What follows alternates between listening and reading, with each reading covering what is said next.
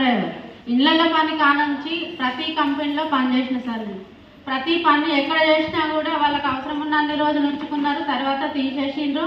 లాస్ట్కి కరోనా టైంలో అందరు ఇంటి దగ్గర ఉంటే నా ఇంట్లో నా పిల్లలకి పోషించుకోవాలి కాబట్టి నేను గాంధీ హాస్పిటల్లో వర్క్కి చేరిన. అక్కడ గాంధీ హాస్పిటల్లో కూడా 4 సంవత్సరాలు చేసిన తర్వాత వద్దు అమ్మ అని చెప్పి 240 మందిని తీసేసిరు. అక్కడ తీసేసిన తర్వాత మాకు ఎంత ధర్నా చేసినా కూడా అక్కడ ఏమన్నారు అంటే వద్దు అన్న రోడ్ల మీద పండుకొని కూడా ధర్నాలు చేసినాం. మేము ఎక్కడ ఉన్నా కూడా ఎక్కడ లైఫ్ లేదని అర్థమైంది. ఏదైనా దొరికితే అనుకున్నాము. ఈ ప్లాట్ఫారం పరిచయం చేసింది నాకు సర్వశ్రీ మేడం. మాకు మహిళా సంఘం పెద్ద లీడర్ ఆమె, ఇక్కడ కూడా పెద్ద లీడరే. అయితే అక్కడ ఒక లీడరు ఆమె చెప్తే కూర్చున్నాము ఒక హోమ్ మీటింగ్లో. అక్కడ కూర్చొని నాకేం అర్థం కాలేదు సార్, నేనైతే ఏం చదువుకోకుండానే వాళ్ళు చెప్పే మాటలన్నీ వింటున్నా. మేడం కూడా నేను చేస్తానో చేయనో కూడా తెలియదు.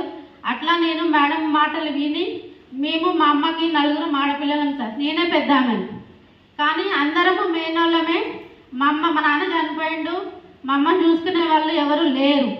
ఇంటికి పెద్ద కొడుకుగా నేనే చూసుకోవాలని చెప్పి ఈ వెస్టేజ్లో సక్సెస్ తీసుకోవాలని అప్పుడు మేడం మాటలలో విని అప్పుడే ఐడి తీసుకున్నా. ఆమెను తీసుకెళ్ళి సామాన్ కూడా తెచ్చుకున్నా. మా అమ్మకి హెల్త్ బాగలేకుంటే ఆమెకి ఐ సపోర్ట్ కొంచెం అవి ఇచ్చిన, పండ్లు కూడా బాగున్నాయి, మంచిగానే ఉంటుంది, వర్క్ చేసుకుంది.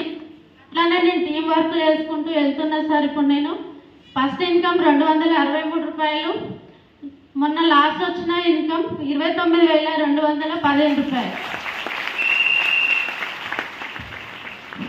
జనవరి చెక్ 50,000 తీసుకోవాలని కోరుకుంటున్నా సార్. Thank you Eshwar.